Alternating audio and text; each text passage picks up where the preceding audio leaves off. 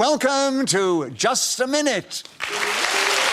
Oh, thank you. Thank you.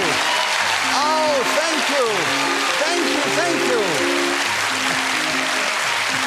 Hello, my name is Nicholas Parsons, and as the minute waltz fades away, it's my great pleasure to welcome you to this special edition of Just a Minute from BBC Television Centre. After 45 years of entertaining via the radio, we thought it was about time to perform this show for your viewing pleasure.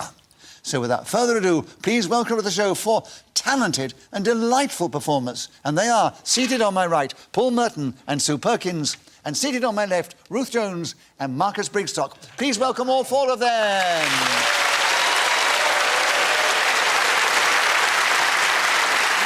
The players will try to speak for just a minute on a subject that I give them, and they must try and do that without hesitation, repetition, or deviation. The other three panellists can challenge at any time they wish, and if I uphold the challenge, they gain a point, and they take over the subject, and if not, the person speaking gains a point and keeps the subject. And we go on like that until the whistle goes. And by the way, they can repeat the subject on the card. Paul, the subject here is common misconceptions. 60 seconds as usual, starting now. Humphrey Bogart in Play It Again, Sam, which just wasn't the name of the film, it's Casablanca. He never said those words, in fact. There's a common misconception that school days are the happiest of your life, is something people often say as well, as if somehow the misery of being in some educational establishment where your name may be construed by other students who turn it into some... Ruth, challenge. How does one construe or misconstrue a name? I don't know. Oh. This has got very metaphysical very quickly. I know. Right. What's your challenge? What's your challenge, right? That what you propose is actually impossible. I better shut up for the rest of the show then, hadn't I? Ruth, as you've never played the game before, I think I'm going to be generous and give you the benefit of the doubt and say you have a correct challenge, you have a point for that, and it's common misconceptions. 40 seconds still available, starting now. There's a very common misconception in my household, and that is that I can do housework. It's not something that I'm particularly allergic to, it's just that I don't ever want to do it. So what I tend to do is try and get other people in my household to do it. It's a repetition of household. Yes, and Yeah. also do... Like a second homeowner. Yeah. Yes, right. So, Marcus, you had a correct challenge. Yeah. You take over the subject. You get a point, of course, for that. Yes. Common misconceptions, starting now. John McCririck, the racing commentator, is both common and was misconceived. I don't like him. This is a misconception that people have. Other...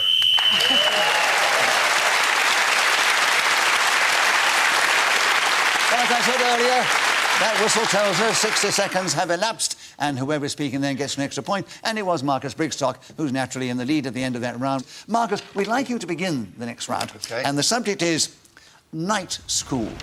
Can you tell us something about night school in this game, starting now? I am very glad to have this subject because I actually went to night school with Sir Galahad. And it was there that I was first shown how to put on armour and charge around the country on behalf of King Arthur in a search for the Holy Grail. Night school is a very enjoyable place if you have a lance and a pony. And other than that, I would say that it's mainly filled up with very lonely people trying to meet other... Sue, you've challenged. Repetition of very. Yes. Oh, yes, That was a bit very, too much. very. Very, very, yes. So, correct challenge, 33 seconds. You tell us something about night school in this game, starting now. Marcus's night school isn't so interesting if you're a lady. You have to hang around like Guinevere and grow your hair, sometimes wear a pointy hat and wait on a turret for a man to come and rescue you, preferably with a white charger. Now, when I see said beautiful albino pony coming towards me, I know that safety is at hand. I will once again be able to... Paul, challenge. Have we strayed a little away from night school? A major Yes. stray from it. Yes. And you should nowhere near night school, as far as I was concerned. Well, I was on a turret overlooking night school. You didn't establish that night was the nights with the beginning with a K. Don't be strict with me, Nicholas. I'm not strict, Keep darling. the love alive. Not another one, Nicholas. Yeah. Over 45 years, no one's been safe. Girl in every port. On every show, right there. Paul, a correct challenge. And you have night school, have 14 seconds starting now. I never attended night school. I suppose I went to some evening classes round about 1980. There were some acting lessons being taught at Sutton Library by this gentleman who sold fridges during the day. And I went along and I didn't really pick up a great deal, but...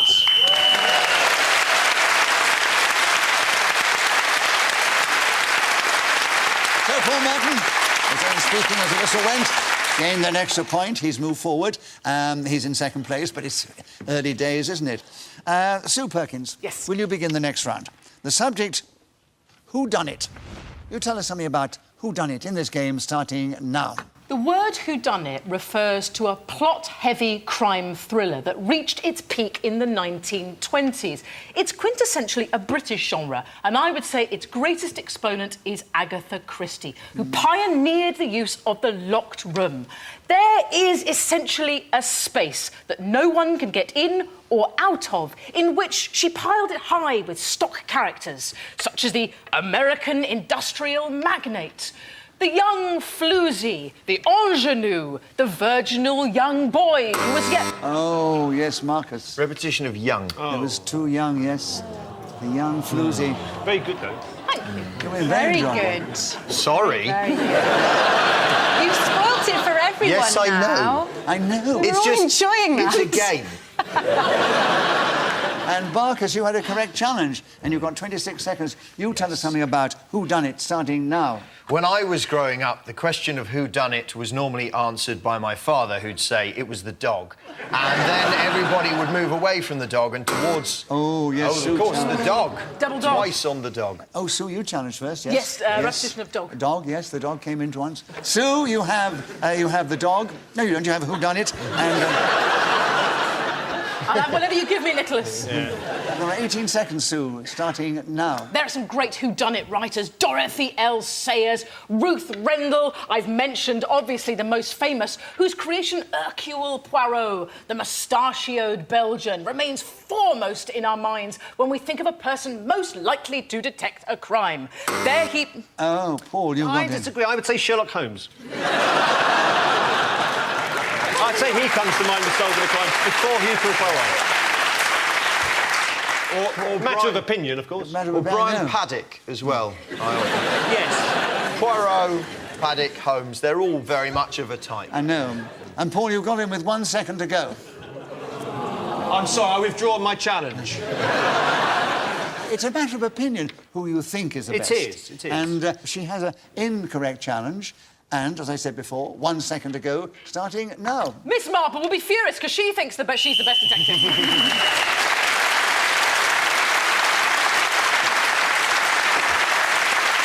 So, Sue Perkins will speak at this away and gain that extra point. And at the end of that round, she's taken the lead just one ahead of Paul Merton. Paul, I'm sure this has been chosen for you because you did a programme about it. Ibiza.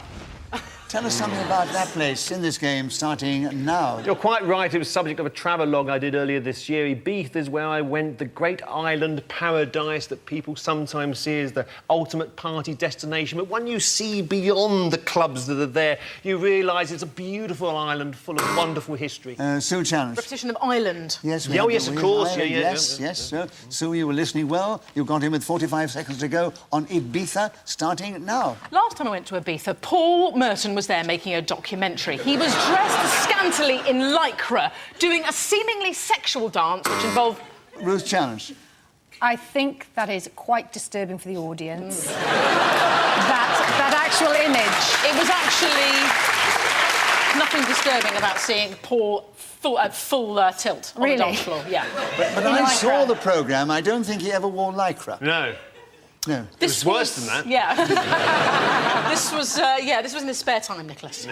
So, Ruth, we give you the benefit of the doubt, and you have 37 seconds on Ibiza, starting now. I went to Ibiza when I was 4 years of age. It was the first holiday that I ever was taken on by my parents, who also had 2 boys that they took with them, who were my brothers, and also a sister who was not yet born. But she was inside my mother's belly because my mother... Sue challenge. I thought I was just a mother, but I'm wrong. I think... Actually, yes, it might have been repetition of mother. Yes, she went with her mother at the beginning. Yes. She said went with her mother... See, I had a crisis of confidence and I've overcome it now. So she did mention mother more than once. Sue, you were listening well. You've got him with 21 seconds on Ibiza, starting now. I've actually never been to Ibiza, truth be told. It strikes fear into my heart because I'm... Ruth challenge. Hesitation on strikes. Yes, a little bit of hesitation there.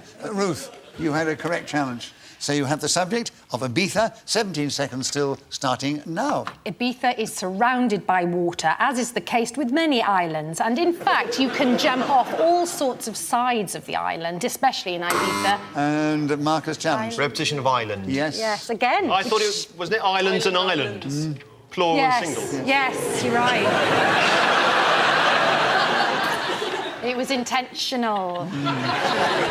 Yes. So Marcus, an incorrect challenge. Yes. So Ruth Jones has another point, and she's still got the subject, and she's 8 seconds still to go on Ibiza, starting now. In Ibiza, you can buy the most delicious chocolate ice cream. I don't know why it is so different from other glasses or types of dessert. Marcus challenge. Even in French, that's glass.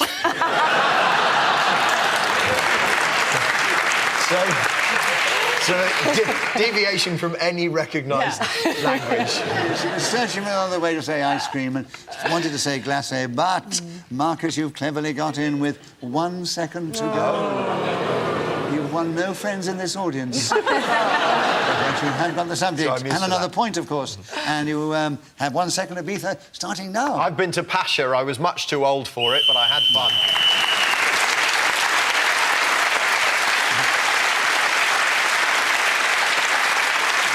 So Marcus Brigstocke was then speaking when the whistle went. He's moved forward. He's equal with Paul Merton in second place. They're behind Sue Perkins, who's in the lead. Marcus, we'd like you to begin the next round. The subject is chat-up lines. Oh, hello. I'm sure you have many for us to tell. 60 seconds as usual, starting now. I've never really been smooth enough to pull off the chat-up line, but I have been studying one of the great masters, and that is, of course, Mr. Nicholas Parsons, who, just before we began playing this evening, turned to the panellists sitting immediately to my right and said, "Was your father a thief?" At which point Ruth punched him immediately in the face, and Nicholas lay on the floor saying... Paul. Sadly, repetition of Nicholas. That's nothing sad about that. The world needs more of them. Yes, I quite enjoy hearing Did it you? too, yes. But it wasn't true, of course. She didn't punch me. She wouldn't punch somebody. I was telling her how glorious she looked. I wasn't chancing my arms, you know, don't misunderstand. You're a silver fox. I've reached the age where you can do a provocative chat-up line and they know you're no threat.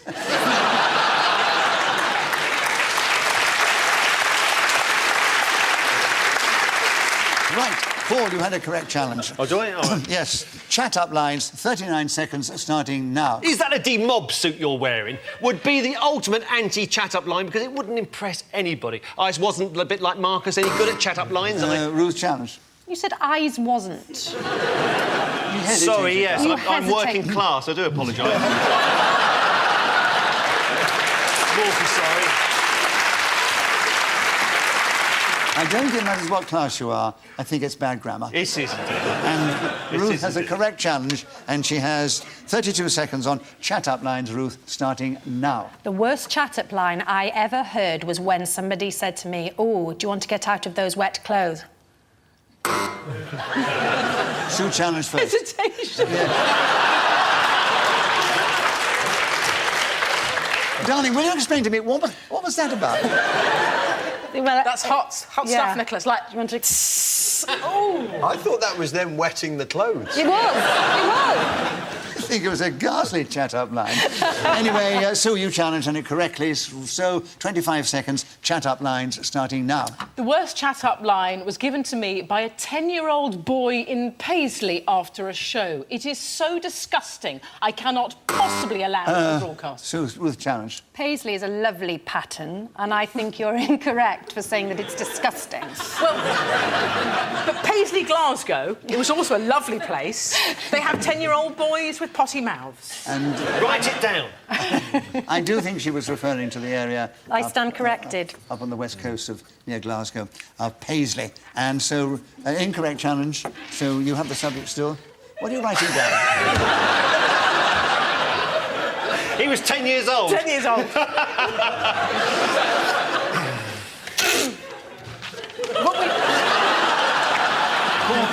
I do understand you're keeping that for future use. Yes. Ruth, it was an incorrect challenge. So, I Sue, apologise. you still have the subject, and you have 17 seconds on chat-up lines starting now. Are there still men around who go to young women saying things like, do you like your eggs fertilised or unfertilised in the morning? I can't believe it. Who's challenged? Ruth? Repetition of the word like. Do you like your eggs fertilized? Or Saying things like, do you like? 2 likes. Yeah. Couple of likes. She's never played the game before. Another point to you, Ruth. You have the subject, and there are 10 seconds still. Chat-up lines starting now. Chatting someone up is a very difficult thing to do because one... Marcus challenge. No, it's not.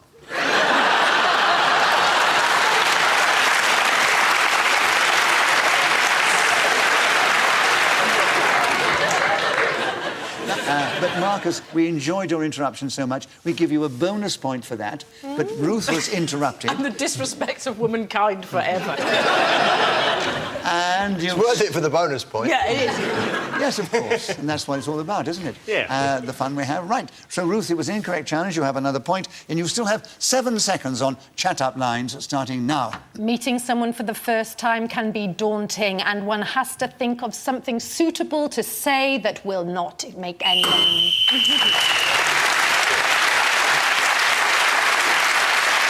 So, Ruth Jones was then speaking as the whistle went. Gained that extra point. And you will be pleased and surprised, I'm sure, to hear that she's moved forward. She's in the lead with Sue Perkins.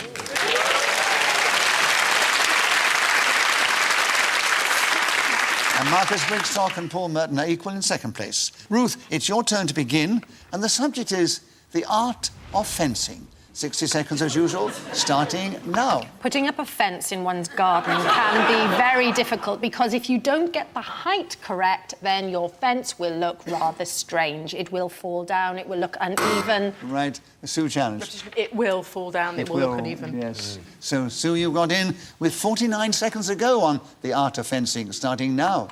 The trick with the art of fencing is to not make your opponent laugh, seeing as you are dressed as a cross between a beekeeper and a mummy.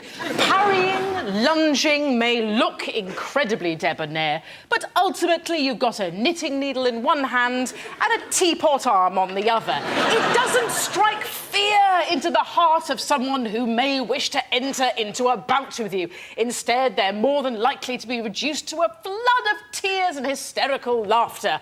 Instead, I suggest try a cannon, much more powerful at close range, plus you don't need the precision. However, fencing we're discussing, and so we must focus on the specifics, which luckily I am very well versed in, because I am Croydon's premier fencer. How I love to grab that foil, as I believe it is.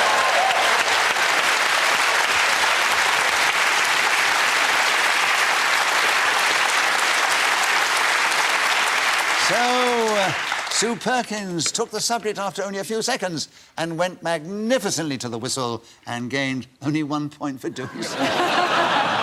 But, Sue, you have gone into the lead now. You're 2 ahead of Ruth Jones and you're 3 or 4 ahead of Marcus Brigstocke and Paul Merton. Oh. And we've now with the subject. I'm really embarrassed about this subject they've given me. Because the subject is Nicholas Parsons. Wash your hat. And Sue Perkins, it's your turn to begin. So off you go on Nicholas Parsons. Oh, no, I don't mean that. It's not Christmas! On the subject of Nicholas Parsons, 60 seconds starting now. Nicholas Parsons was born before records began, but we do know he was friends with Methuselah. Aged 24, he struck a deal with Mephistopheles so that he would never age. Ruth. Did you say Mephistopheles? Mephistopheles. Mephistopheles. Mephistopheles. I think you said meth. I don't think we get quite as pernickety as that, darling. I think we One all... is desperate sometimes. Yes, I know. Anyway, you could have had a deviation. I wasn't around when Mephistopheles was around, I can assure you. Nobody's doubting that. It's just the pronunciation that we're worried about. Your challenge was actually incorrect, so Sue has another point. 47 seconds to speak about Nicholas Parsons, starting now. Nicholas Parsons invented show business in 1847 and pioneered the use of the cravat, which he still sports, although he compares it sometimes with a lovely polka dot tie. There is nothing so erotic as the sight of Nicholas Parsons. Intervention!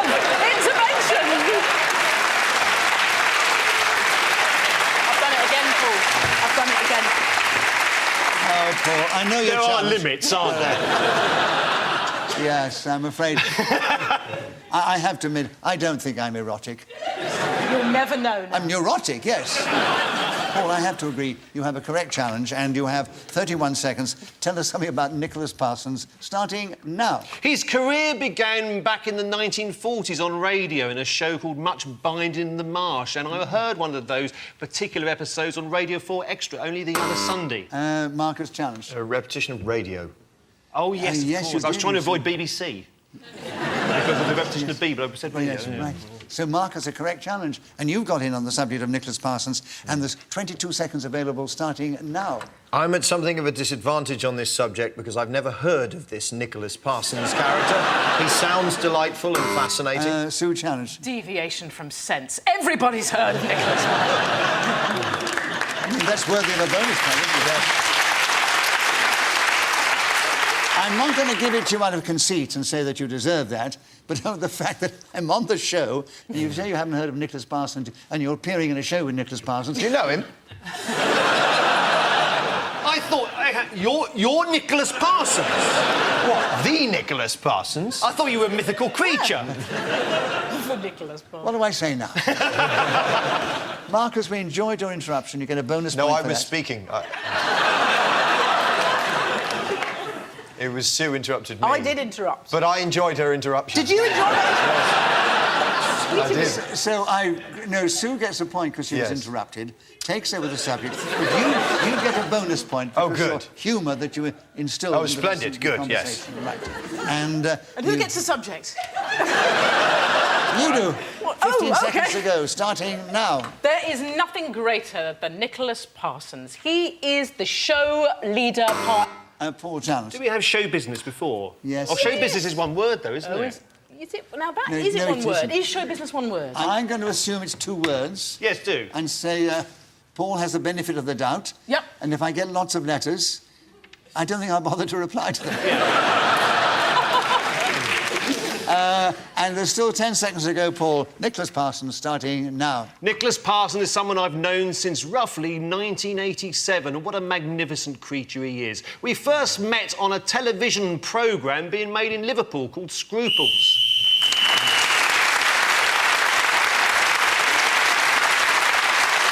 So, Paul Merton, speaking as the whistle went, gained the extra point, but he's still in third place. It's very close, actually. Only 1 point separates them all.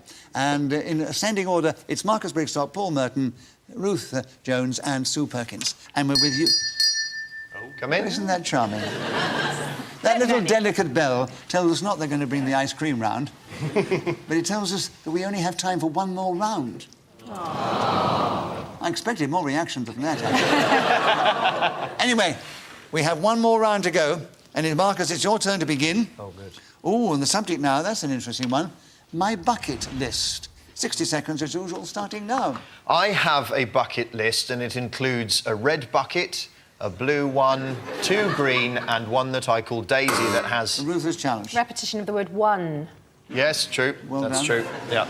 So, Ruth, you've gone in cleverly with 52 seconds to go on my bucket list, starting now.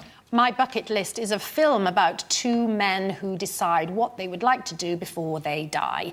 An item on the list of one of the men who appears in the film called the... Sue challenge. 2 men. Was it? yeah. Yes. Too many men in your life, darling. Too many men. Sue, a correct challenge. You have the subject. My bucket list, 40 seconds, starting now. Were I presented with the possibility of death, which I'm still hoping to elude thanks to my magical elixir, yours for only $15.99, I would be... Marcus challenge. What?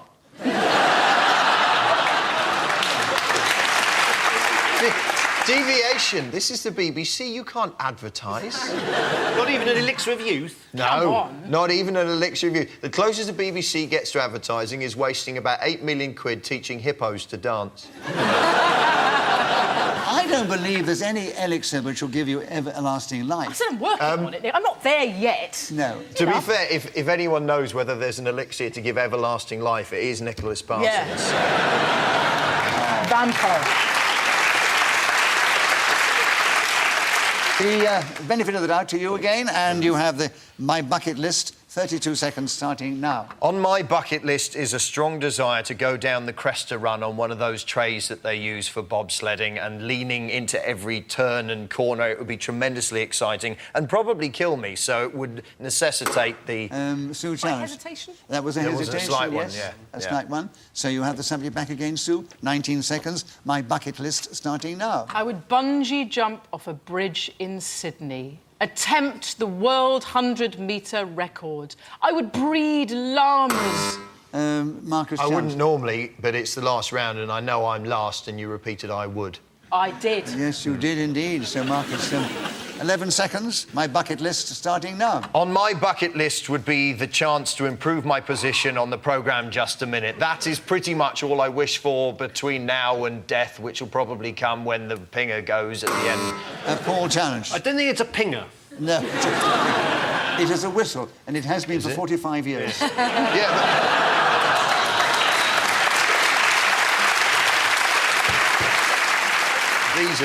they're not pingers either, they're buzzers, These are aren't buzzers. they? These are buzzers. What is a Yeah. pinger? It's the opposite of a ponger. No, I think a pinger is the thing that tells you when the oven is Yes, finished that's cooking. right. Or your and then- flight's been called. Anybody else got any suggestions? Paul, it was a correct challenge, and you've got in with half a second to go. It won't make a lot of difference to the final situation, but we'd love to hear from you on my bucket list, starting now. Well, given the time available, given it was only half a second, I reckon hesitation. You both went in at the same time. I think he should have gone really quickly. Yeah, I think he couldn't go any quicker. Really? So the benefit of the doubt to you on this occasion, Paul. Got another point.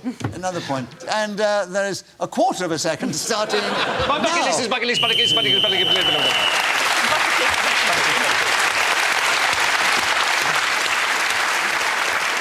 Marcus Brigstocke and Paul Merton are equal in third place. Oh.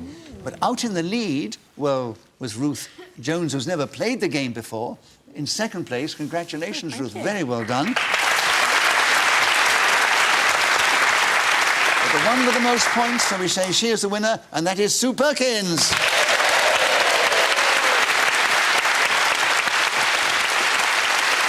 It only remains for me to say thank you all to these four fine players of the game. So it's goodbye from this delightful audience here at the Television Centre, goodbye from me, Nicholas Parsons, and goodbye from the panel up here. So do join us again the next time we take to your screens and we play Just a Minute!